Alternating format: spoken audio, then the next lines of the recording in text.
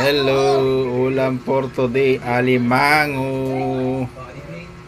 Alimango ulam namin guys. First time makahuli sa kanal dito sa Manila guys oh. Ang lalaki pala ng alimango dito. Siguro masarap siguro kinakain itong alimango na to. Oo, mataba yan. Kasi galing sa kanal eh. Tapos ang taba-taba pa. Ew. So guys, ulam namin ngayon guys oh.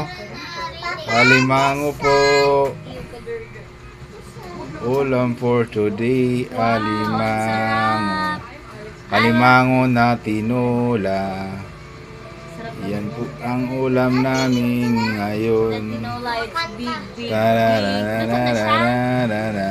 Ang laki nung nasa ilalim. Tararararararara. Kain na tayo. Ulam namin guys Alimango. for today, alimango.